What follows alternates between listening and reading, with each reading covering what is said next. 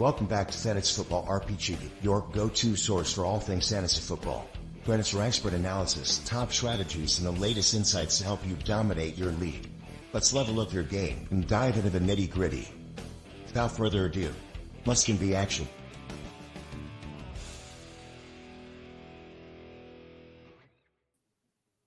Hmm. 2020. That was a good year. Welcome back to another episode of Fantasy Football RPG. I am one of your hosts, Mike. I am joined by my co-host, Evan. Evan, tell me something about your polo. It looks nice. My polo? Ooh, it's an Under Armour, and I usually wear it golfing on Friday mornings. Okay. So, this is the perk of having a city job. I can just kind of not show up and then eventually show up, and nothing happens. Everyone, please tag the water authority in whatever county you live in Tennessee. What are you shooting these days? Let's see. Typically, I only have time to play 9, and I'm usually about 7 over. Okay, that'll do. It's down from being 14 over, so, know. I'm sure everyone tuned in, not because they want to know about fantasy football playoff matchups for wide receivers, but to learn about our golf games. You know who has a really good golf game, I've been told? Carly. Carly, how's your golf game? My mini golf game is fantastic. Nasty in the mini golf streets. We need to clarify something. Is it called mini golf or is it putt-putt? That's mini golf. Oh, you people. Evan, we're from the same area. It's mini golf all over Pennsylvania. But it is putt-putt. But we're moving on because Mike doesn't deserve to talk about this anymore. So. Oh, my Lord. All right. Well, we need to talk about our friends over at Bet365. Use code ND365bonus. You get a free little safety net bet, or you can bet $5, get $150 in bonus bets. Use either of them over at Bet365. Again, ND365 bonus. Must be 21 or over. Please gamble responsibly. Call 1-800-GAMBLER if you are not being responsible. But let's talk about some of these best matchups for wide receivers. Evan, yes, I am looking at you. I did see some of those best ball exposures. I'll help you with your pro game. You help me with the college game. We'll make some money next year. Best matchups for wide receivers. We got the Ravens, the Vikings, the Jags, the Lions, the Texans. Worst for wide receivers, you have the Dolphins, the Bills, the Bears, the Jets, the Eagles. Let's park on those best matchups for wide receivers real quick. It's not going to be pretty. Giants have the best matchup against the Ravens. Somebody tell me if we should start anybody not named Malik Neighbors in the Giants offense in week 15. I mean, if you're desperate, Wan'Dale Robinson's out there, and he has been a PPR machine this year. Yes. Anything 10 yards and under is his bread and butter. The PPR scam himself. I mean, otherwise, come on, it's Drew Lock. It's not pretty. They're going to try to keep up with the Ravens. They're not going to be able to. Vikings against Chicago. Chicago, Evan. Who is the wide receiver one? I mean, it should be DJ Moore. Who's the wide receiver two? It should be Keenan Allen. Okay. Are you streaming Rome Odunze or even like Cole Kmet? We can kind of like slide him in here as their pseudo wide receiver 3/2. Any love for him? Well, Caleb has been starting to cook again. He's getting a little bit of rust early in his career syndrome. Just sitting over here. He hasn't gone to hot dogs yet. All right. He's not burning them on a skillet. We're talking some like good pancakes in the morning where you just wake up and you just smell them and you're like, ooh, those are the buttermilk pancakes right here. I'm getting right out there. Maybe there's some bacon. He's absolutely cooking, and I want parts of this offense. I was wondering how long you were going to go with the cooking analogy. Okay, so he's at bacon levels. I get that you want the matchup, but also it's the best for wide receivers because the defense has been playing so well, and they need to keep up with the offense. They need to like get the ball out quickly. It's more of a PPR scam than it is like a touchdown upside thing. Let's talk about Jags. They get the Jets. You're starting Garrett Wilson and Devontae Adams. I know we talked about on the quarterback show. Carly made some great points about Aaron Rodgers is maybe a streaming option. Go over, watch that one once you're done. We want to talk about the Lions versus Buffalo in Week 15. Khalil Shakir season? Another PPR guy. Yeah. I heard him portrayed as Walmart brand Amon-Ra St. Brown, which I rock with. Any love for it? So it's him. It's Amari Cooper, probably. Anybody else in the Bills offense? You want to start Keon Coleman or Mac Hollins, the sacrificial X himself? If I have to look at Mac Hollins' feet one more time, I'm going to just quit all of football. All right. Noted. I will be DMing you Mac Hollins' feet picks for him. And then we have the Texans against Miami. We've been praying for a Tyreek Hill and a Jalen Waddle, stretch of being exciting. I hope that it comes this week. If it doesn't come this week, I may label Tyreek Hill as Jover. Not a lot of streaming options that we're looking at in Week 15, other than maybe the Chicago Bears. But for the wide receivers, some bad matchups. We have Texans against the Dolphins.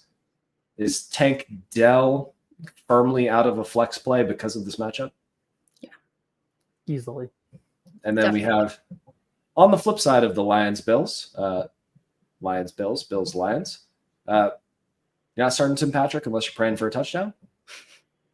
You're probably starting Amon-Ra St. Brown. Talk to me about what Jameson Williams is for you as you're heading in these fantasy playoffs, because they get a couple of tough matchups in a row. He's the boomer buster. Like he's that guy that if I need somebody that can throw a 20 burger up there, sure, it's possible. He only needs 2 receptions, 2 for 130 yards and 2 touchdowns. Yep. He can do it. He's got that speed to burn. He's like a Ferrari out there, Mike, except he kind of has a steering wheel, unlike Joe Milton. Joe Milton. That was one of my best draft pre-draft comps. Was Joe Milton was a Ferrari with no steering wheel. And George Pickens is lucky enough to have Russell Wilson throwing those deep passes now, so he has gotten some more opportunities this season. Let's talk about Jordan Addison against the Bears. Is his run of being everyone's favorite wide receiver 2 in an offense coming to an end this week? I honestly don't think so. I mean, I know it's a tough matchup for Sam Darnold, but they seem to be on this mind meld right now. If you watched the game last week, Jordan Addison would pull up when the pass was a little bit short. He just knew. And I think he might be able to thread the needle a little bit and maybe get the job done, because I think that some of the other options might not be as good. Okay. So we're not shying away from the Bears for our streaming options against Minnesota.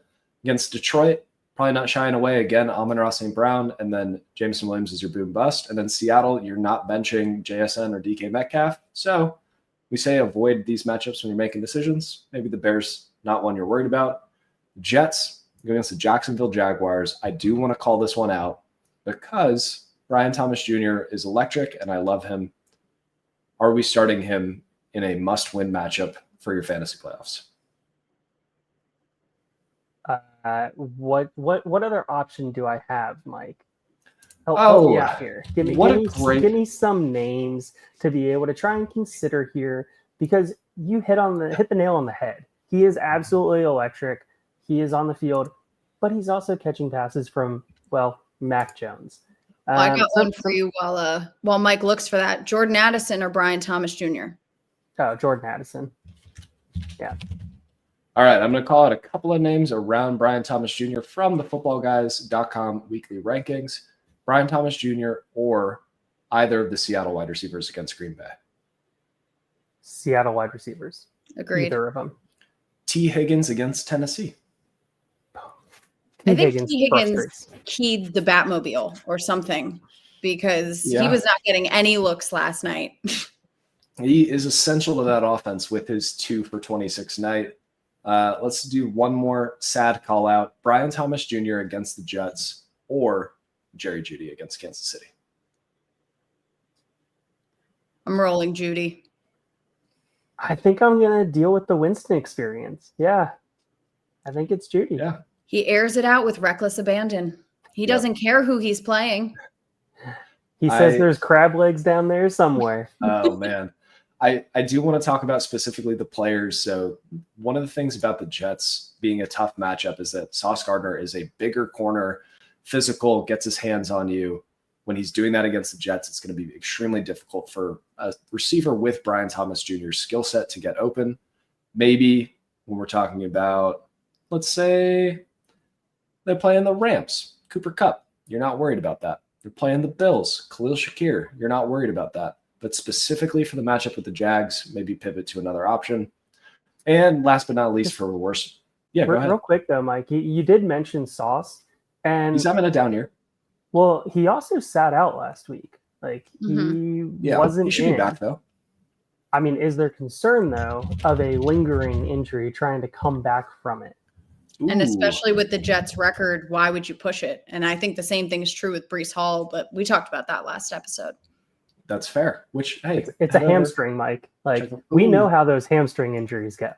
Yeah, no. If I have a hamstring injury, I'm out for a year. So, speaking of wide receivers with hamstring injuries, George Pickens is already doubtful for Week 15 with a hamstring injury that popped up out of nowhere at the end of last week, and apparently is a lot worse than anybody knew. Yep, grade 2 hamstring strain. So the Eagles are our 5th worst matchup for wide receivers. They play Pittsburgh. You're not starting any of those wide receivers not named George Pickens. Then we have the Washington Commanders. How do we feel about Terry McLaurin in that matchup? Last time Terry played the Eagles was a personal horror for me as a dynasty manager who has Terry McLaurin when he put up, I believe it was 2.1 fantasy points in full PPR. Yep. This is where the Cooper DeJean experience becomes awful. Yep. Cooper DeJean, Quinyon Mitchell, big play slay. Gross. But talk about absolutely slaying a draft. Like, yes. Man. All right, we get it. We get it, Evan. He's good. How he is the worst. But in Week 17, the Dallas Cowboys go against the Philadelphia Eagles. Guys, we're not sitting CeeDee Lamb, right? Probably not. You can't at that point. He's your stud. You drafted him to be the stud on your team. You have to start him. But if I'm doing that, that's causing me to take a thought and say, is somebody like a Jameson Williams that could have that boom or bust week to be able to make up for a lower production CeeDee Lamb week? Is that somebody that I actively want to think and actually do and put in my lineup? So here's a good question. In Week 17, the Packers get the Vikings. Would you start any of the Packers wide receivers over CeeDee Lamb? Evan, I'll let you take that one. No, because nobody ever knows who's going to be the main guy in that offense on any given week. Like you look at the offensive production and the fantasy scores for Dobbs. You look at it for Watson. You look at it for Reed, and you're just bouncing around the entire season. Like you're literally playing just roulette, just spinning the ball and being the shooter, spinning the ball and just being like, what's going to happen? Am I going to get screwed? There is one player who I think might be on some people's benches that I think would be a good start over CeeDee Lamb in Week 17, and it's Juwan Jennings, because you didn't draft him to be great, but you picked him up off the waiver wire, and he has a smash matchup against the Lions. Yep, he gets that juicy Lions matchup. If you gave me the field of Green Bay receivers over CeeDee Lamb, one of them is going to outscore him. If you asked me which one, I would give you a different answer each week. But before we close it out, first of all, if you guys are still listening, please like, subscribe, help grow the channel. Send it to your mom. She would like it. But Carly, Evan, as we're looking at these final matchups, go through some of these best for wide receivers. Give me one person that people normally would not start that they can plug into their lineups that's going to help win in the league. I think Week 16, Jacoby Myers, it's going to be the Desmond Ridder experience, but he gets the Jaguars. And if you need someone and you're living on a prayer, throw Jacoby Myers in there and see what happens. Okay. I refuse to start anybody attached to Desmond Ridder, but I love the confidence. Evan, hey, you asked for a crazy one. Evan, give me another one. It may feel like a cop-out, but can I take Waddle? Because you haven't been starting him all season with confidence. And this offense needs to score points for this team to stay in it. This offense needs to push the ball to the outside. They need to utilize their playmakers. They're going to want to keep their wide receivers happy because this team thrives with Tua, their wide receivers, and Achane. That is the offense. And Jonnu Smith, who the Texans are actually great against tight ends, but we'll get to that next time. which is another reason you guys should subscribe and hang around. Carly, thank you so much for joining on the show. Appreciate you being here. Evan, I love you. Thanks for listening to another episode of the Fantasy Football RPG Podcast. If you made it this far, be sure to like and subscribe. If you want to check out written content, head over to lastwordonsports.com. Don't let the Goblins get you.